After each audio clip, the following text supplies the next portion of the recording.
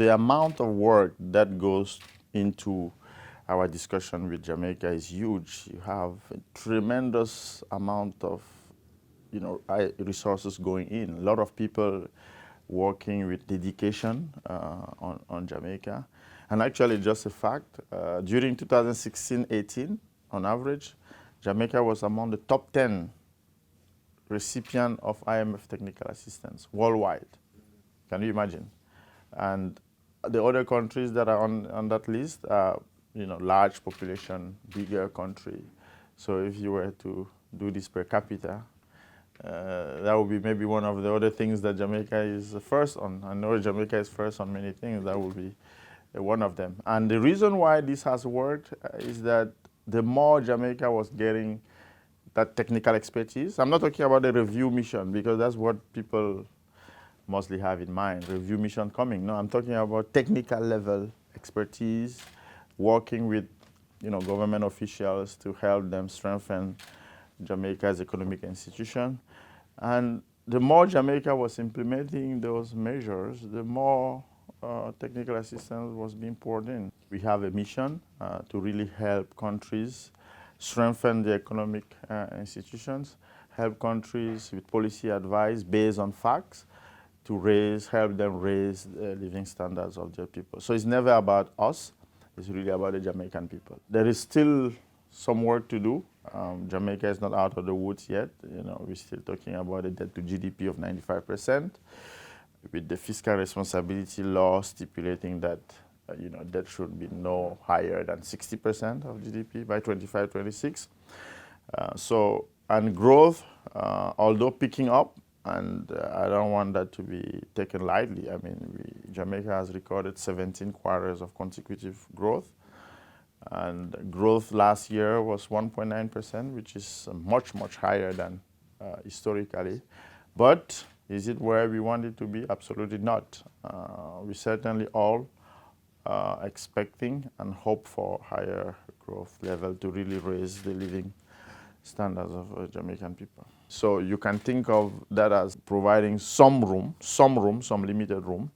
And even more importantly, the credibility that the Jamaican government has gained through that seriousness actually also provide some kind of room. Jamaica is not out of the wood yet, but a different situation than 6-7 years ago. You can think about the level of reserves, right? 6-7 years ago, the level of reserve was less than 1 billion US. Today, we're talking about more than 3 billion US. That, again, provide a cushion for external shocks.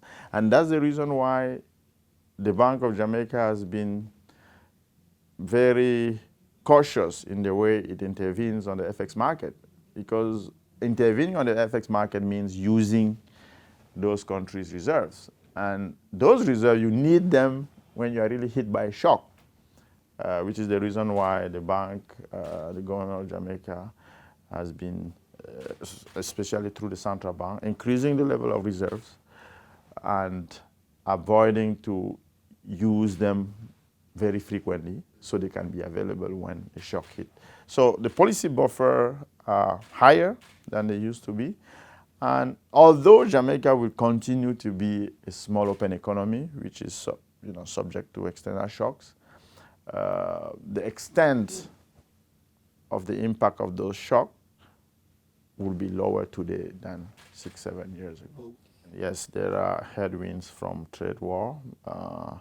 We're not yet really speaking about recession, but Jamaica is in a better position. Again, I'm not suggesting that there will be no impact, but Jamaica is a more resilient economy than 7 years ago. I realize that the Jamaican people are really plugged in, and they really engage in the process. And the reason why, I was mentioning earlier that, engaging such a wide cross-section of Jamaicans was one of the things that I really like the most about the job, is precisely for that reason. People are really engaged, interested in knowing what's going on.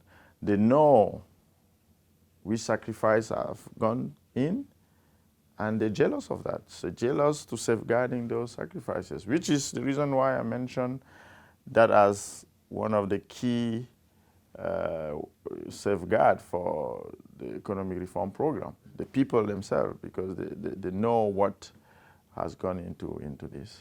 We do believe, as a general principle, in leveling the playing field. So I cannot speak to a specific sector, but certainly when you are in an economy where inflation is low, right, it makes it easy to plan. When you are in an economy where debt is coming down and the government is actually repaying money to the financial sector and there is a lot of cash, there is opportunity for small businesses to tap into those productive resources.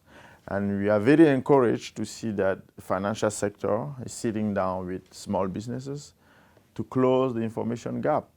Really a two-way street where financial institutions try to change their business model, and they've openly said so, to be able to price small businesses' risk, because they used to do business with the government. And small businesses also opening their book, be more transparent, so banks can come and see what they do and price that risk accordingly. So that's a huge opportunity in terms of accessing that pool of liquidity that is becoming more and more available, because the government is really in the business of repaying debt and giving the objective of 60% of debt to GDP by 25-26, there will always be more cash. So the government is moving away from crowding out to crowding in the private sector. So to me, that's a huge, to us really, that's a huge opportunity for small businesses to fund their businesses appropriately.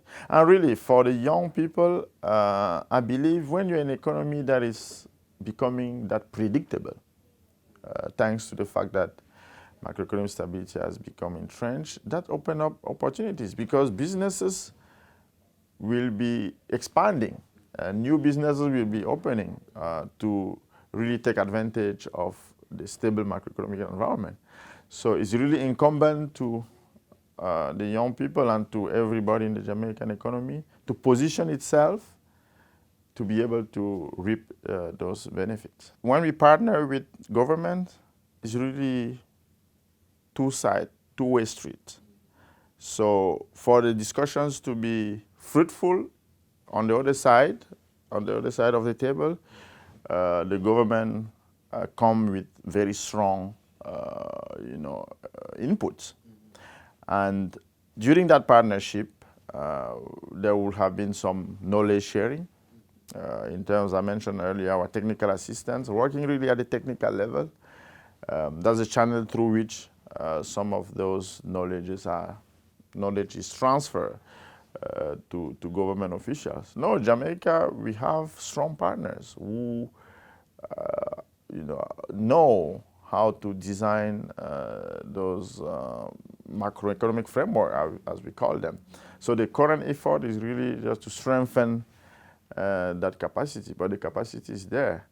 The problem that often occurs in many places is that capacity is, in terms of number, is not always there because of many reasons, including brain drain and so on. But no doubt, the capacity is there.